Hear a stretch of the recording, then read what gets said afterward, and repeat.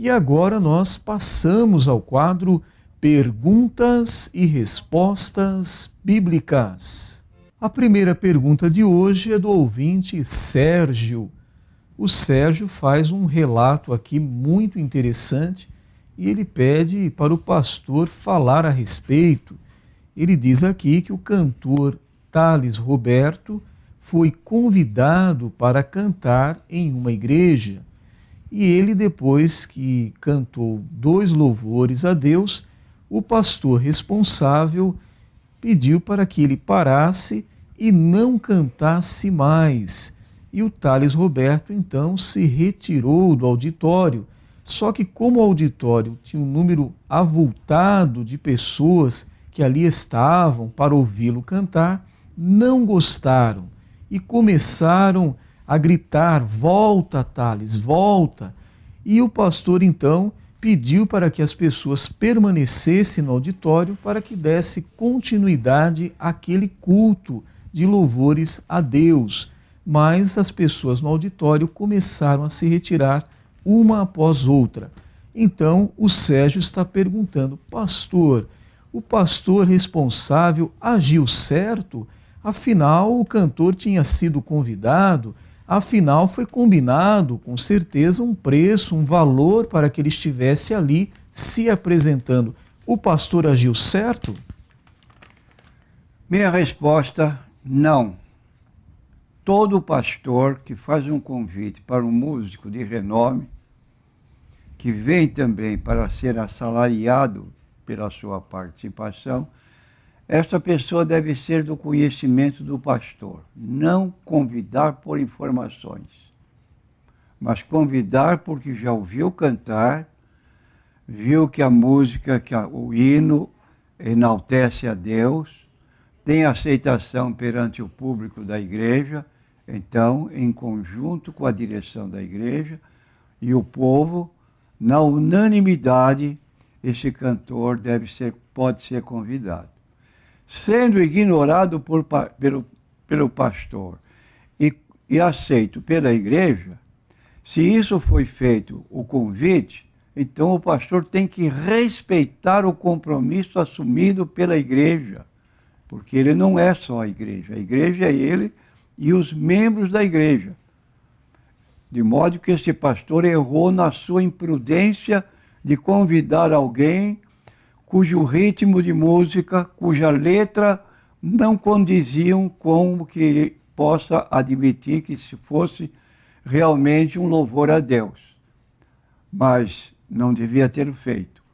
Agora, interromper uma reunião depois do cantor estar cantando por 2 vezes, isso aí, francamente, é deplorável para um pastor que demonstra falta de fibra, de convicção perante o povo que ele preside.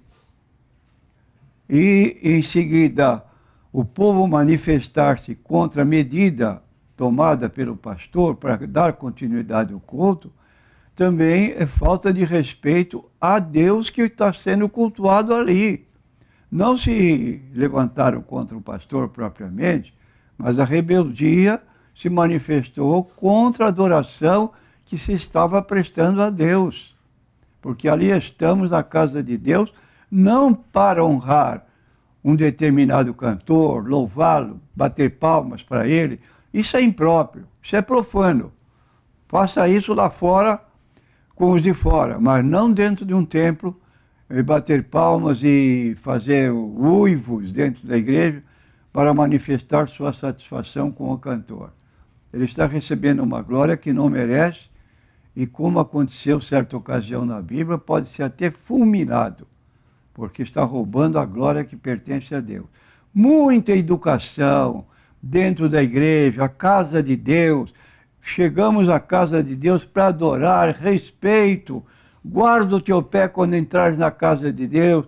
Não passeia pela casa de Deus no horário em que alguém está pregando a palavra. Não anda quando alguém estiver cantando a igreja.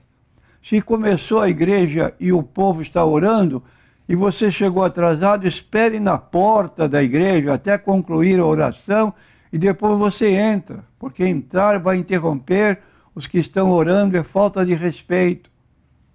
Precisamos receber orientação. E esse pastor agiu erradamente. Nunca deveria fazer o que fez.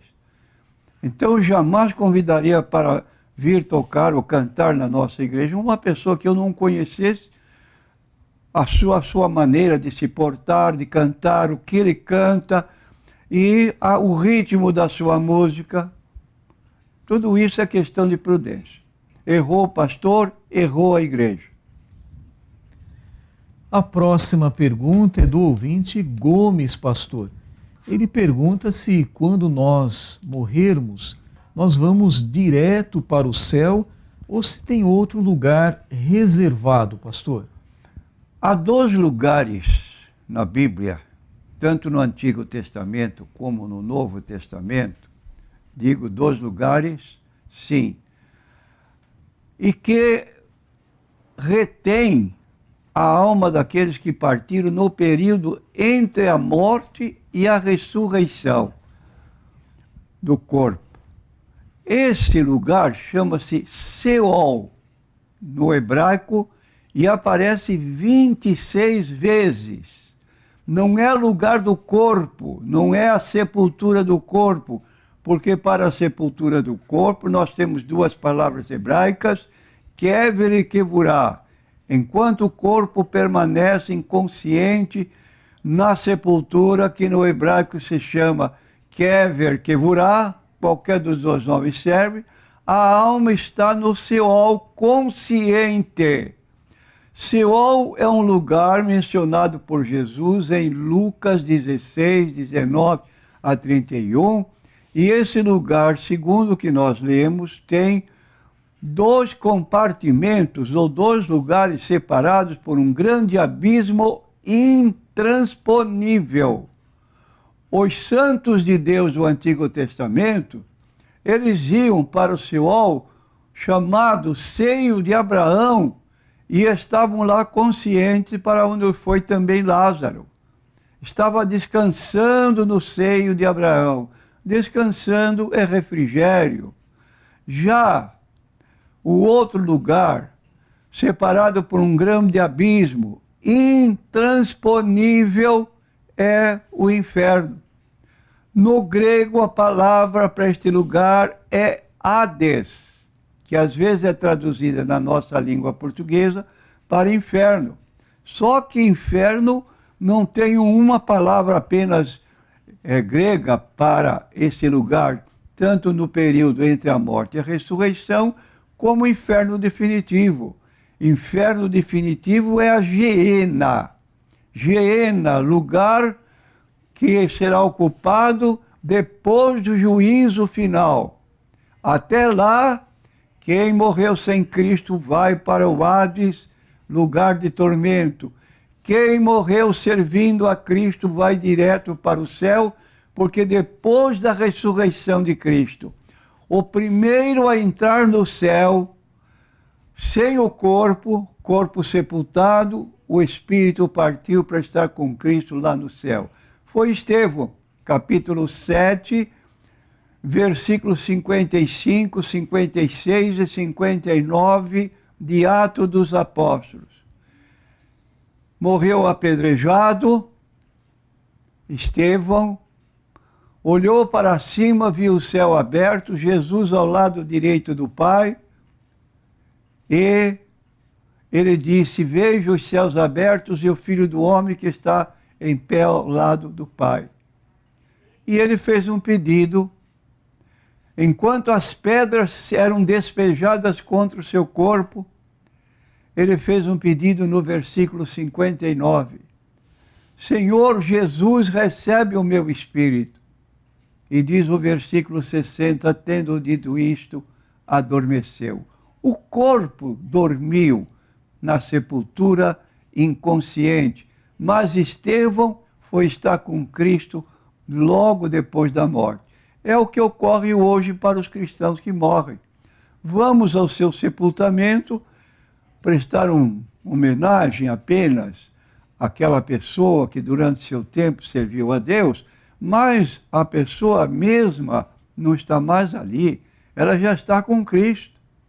como aconteceu com Estevão. Então essa é a posição bíblica que nós entendemos. A palavra grega para sepultura é diferente da palavra hebraica para sepultura. É a palavra tafos, com PH, como se escrevia antigamente, minema, menemeio. Então, indicando o lugar do corpo enquanto a alma partiu para estar com Cristo. Quando Cristo vier buscar a sua igreja, ele trará com ele os espíritos dos justos que estão com ele lá no céu. Hebreus 12, 23. Espírito dos justos aperfeiçoados. 1 Tessalonicenses 4, 16. Quando Jesus voltar, trará com ele os espíritos daqueles que foram, que vão se juntar aos seus corpos. Vai se dar, em primeiro lugar, a ressurreição dos mortos, e em segundo lugar, os vivos seremos transformados para, conjuntamente com os mortos ressuscitados, subirmos ao encontro do Senhor nos ares, agora em caráter definitivo, em corpos glorificados. A próxima pergunta é da nossa ouvinte Ilza. Ela quer saber, pastor, quando uma pessoa fala em mistério ou profecia, como ela vai acreditar, pastor? Nós queremos dizer para a nossa consulente que em 1 Coríntios, capítulo 14, versículos 31 a 33, nós lemos o seguinte: porque todos podereis profetizar, uns depois dos outros, para que todos aprendam, e todos sejam consolados. E os espíritos dos profetas estão sujeitos aos profetas, porque Deus não é Deus de confusão, senão de paz, como em todas as igrejas dos santos. Então queremos dizer à nossa consulente que há uma distinção entre profecia como dom espiritual e a profecia como parte da Bíblia, como nós lemos em 2 Pedro, capítulo 1, versículo 20. Sabendo primeiramente isto, que nenhuma profecia da Escritura é de particular interpretação, porque a profecia nunca foi produzida por vontade de homem algum. Então nós ficamos assustados em nossos dias quando vemos alguém dizer: eu profetizo para você, eu profetizo para você. À luz da Bíblia não tem isso. Mas os homens santos de Deus falaram inspirados pelo Espírito Santo. Os escritores da Bíblia recebiam suas mensagens, a inspiração direta e única da parte do Espírito Santo, e a comunicavam sem erro. Já a profecia do tipo descrito no capítulos 12 e 14 de 1 Coríntios, porém não tem inerente em si a mesma autoridade ou infalibilidade que a inspirada palavra de Deus tem, como lemos em 2 Timóteo 3,16. Toda a escritura divinamente inspirada é proveitosa para ensinar, para redarguir, para corrigir, para instruir em justiça. Embora provenha do impulso do Espírito Santo, esse impulso nunca poderá ser considerado inerrante, referindo-me aos dons do Espírito que às vezes são transmitidos pela pessoa em determinados cultos, nem todos são verdadeiros. Sua mensagem sempre estará sujeita a mistura e erros humanos. Por isso, a profecia da igreja nunca poderá ser equiparada com as profecias da Bíblia. Além disso, a profecia em nossos dias não poderá ser aceita pela igreja local até que seus membros julguem o seu conteúdo para averiguar a sua autenticidade. Quanto ao cumprimento das profecias proferidas, precisamos ter presente o que está escrito em Deuteronômio 18, versículos 20 a 22. o profeta que tiver a presunção de falar alguma palavra em meu nome, que eu lhe não tenha mandado falar, ou que falar em nome de outros deuses, esse profeta morrerá. E se disseres no teu coração, como conhecerei a palavra que o Senhor não falou? É a pergunta da nossa consulente. Vou acreditar? Não, você tem que fazer um arrazoamento para ver se essa palavra é mesmo da parte de Deus. Quando o profeta falar em nome do Senhor e essa palavra não se cumprir, nem suceder, como ele disse, esta é a palavra que o Senhor não falou. Com soberba falou tal profeta, não tenhas temor dele. Então aqui está a palavra de Deus em Deuteronômio, capítulo 18, versículos 20 a 22, para não aceitarmos qualquer palavra de alguém que se intitula profeta e profere profecias na igreja. Cuidado com aquilo que você recebe dentro da igreja. Eu recebi uma profecia, por exemplo, da parte de Deus para o irmão fulano de tal. Olha, irmão, aquela pessoa com quem você quer casar é da parte de Deus, pode fazê-lo. Não entra nessa. Faz como algumas pessoas dizem. Bom, meu irmão, se Deus falou com você, ele também tem que falar comigo. Que você é o moço com quem eu vou me casar. Não entra nesse caso de profecia de casamento, porque conhecemos uma igreja que ficou 100 anos aceitando casamentos por orientação de líderes, dizendo que o Senhor tinha dito para fazer isso e aquilo, e caíram no buraco.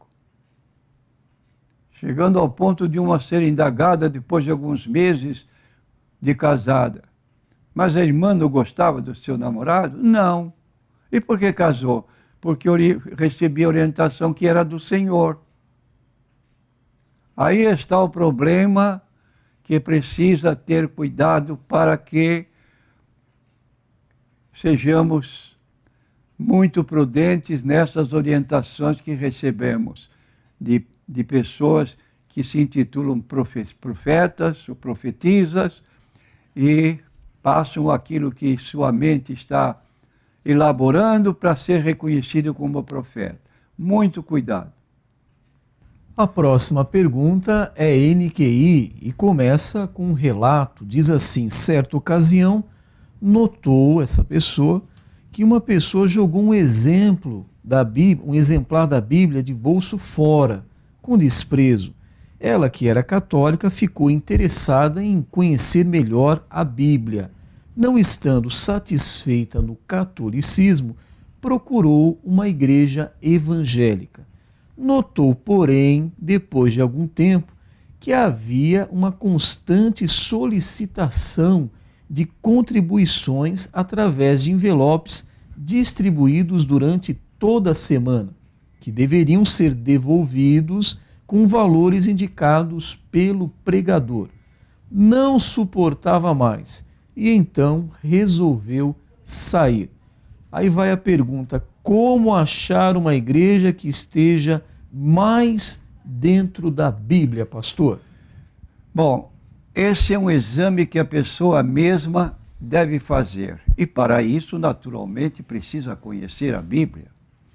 Então nós queremos dizer aos nossos ouvintes que quem entrar na nossa igreja pela primeira vez, no mural da igreja que está do lado direito, em letras grandes está lá, ou estão lá os nossos artigos de fé.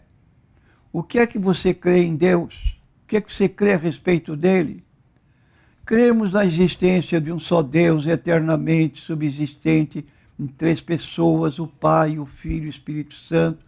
Estas 3 pessoas constituem o só Deus, o mesmo em natureza, iguais em poder e glória. Não gosto, não aceito a doutrina da Trindade. Então se retire. Você tem opção. O que é que vocês creem a respeito da Bíblia? Porventura, vocês têm algum livro de autoridade paralelo à Bíblia? Não, porque nós aceitamos de acordo com Apocalipse 22, versículo 18. Quem acrescentar, Deus fará vir sobre ele as pragas que estão escritas neste livro. Então não aceitamos nenhuma autoridade fora da Bíblia Sagrada. E o que crê a respeito dela?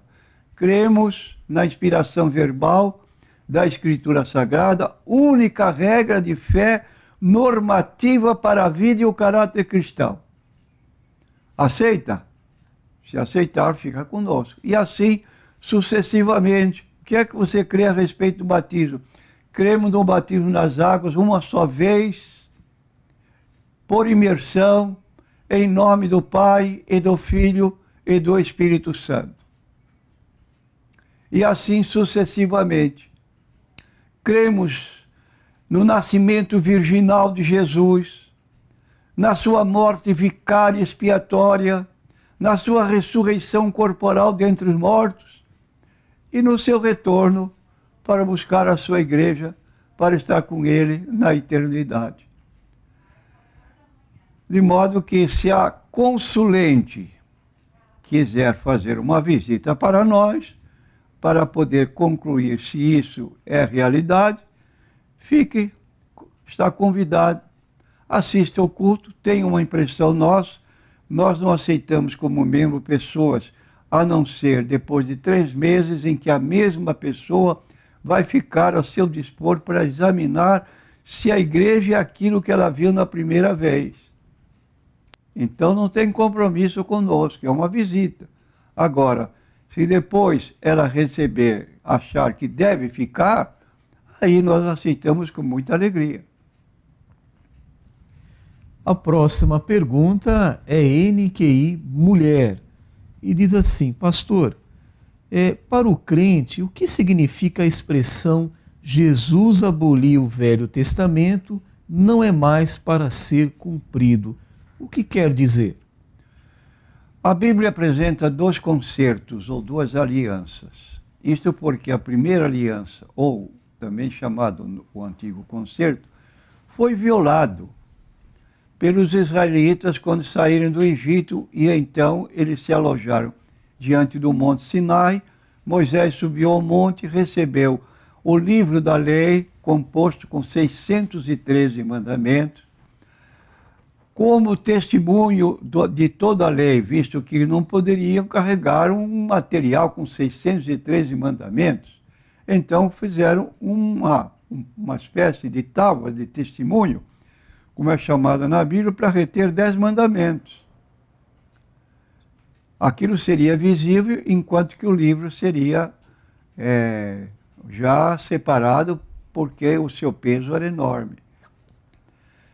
E aconteceu que na viagem para Canaã, o povo, vendo que Moisés estava demorando muito lá em cima do monte, convocaram o seu irmão Arão para dar andamento na caminhada, mas antes queriam fazer uma festa religiosa.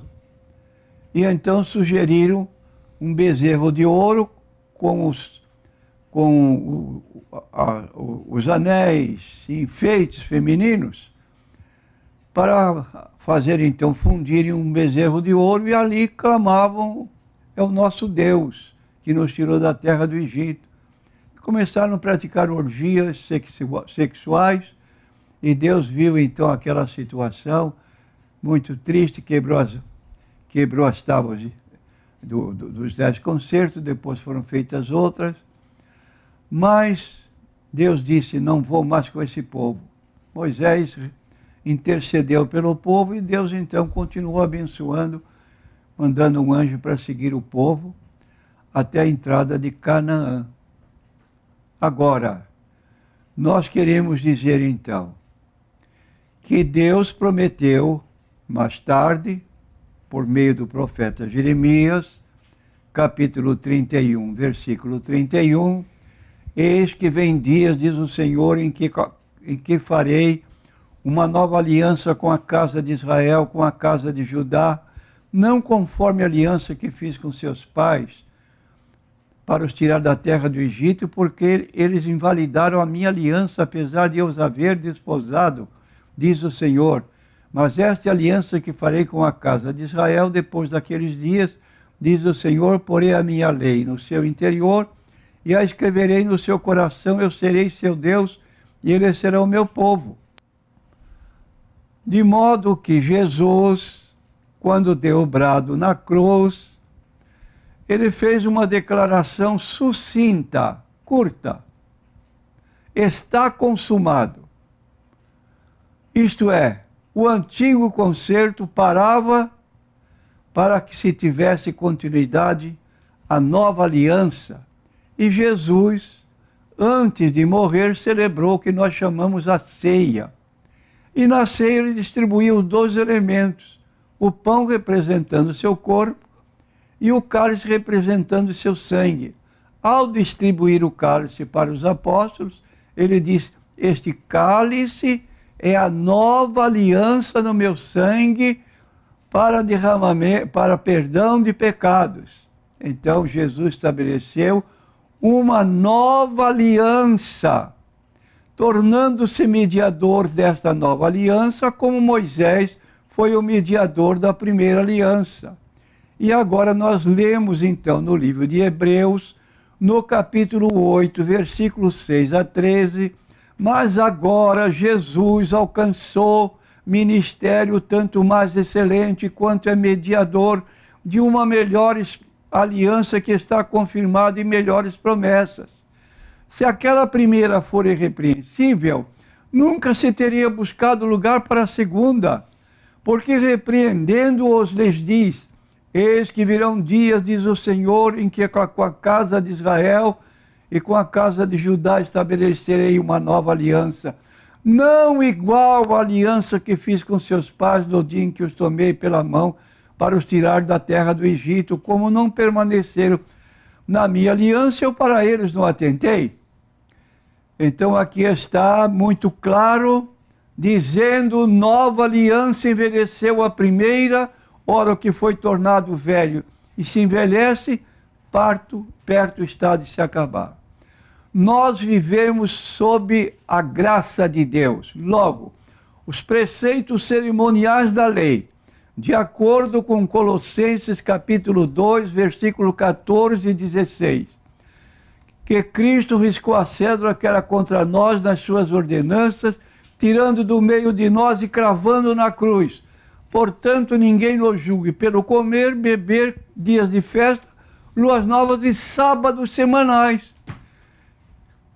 De modo que querer guardar o sábado hoje é ser teimoso. Paulo declara em Gálatas 4, 9 e 10, guardais dias, sábados semanais, meses, luas novas mensais e festas anuais.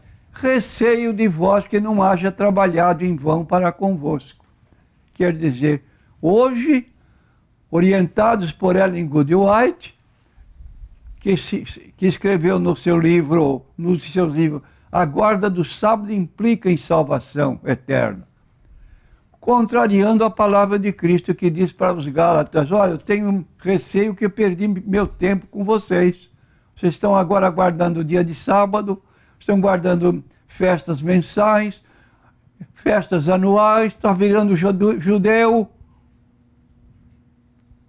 Então, eu temo que não tenha trabalhado em vão para convosco. Bom, rapidinho, então nós vamos para a última pergunta de hoje. A ouvinte Vera Lúcia.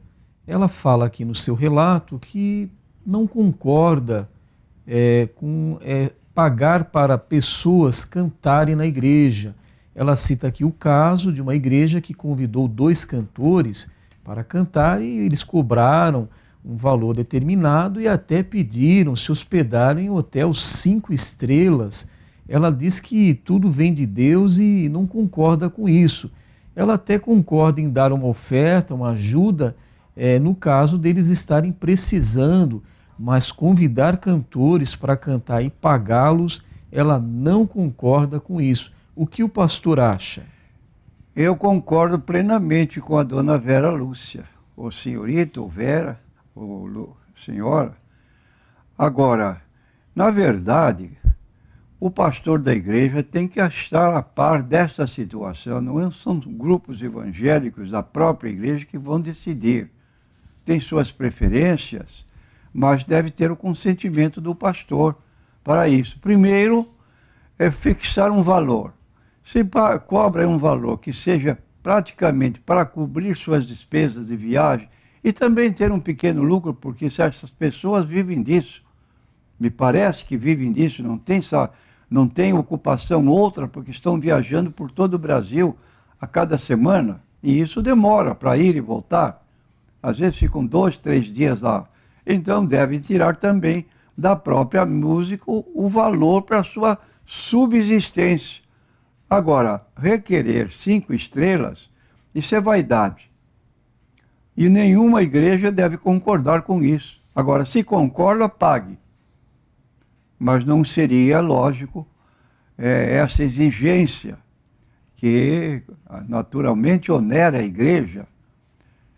Então, é preciso que isso seja feito com muita ordem, com documentos.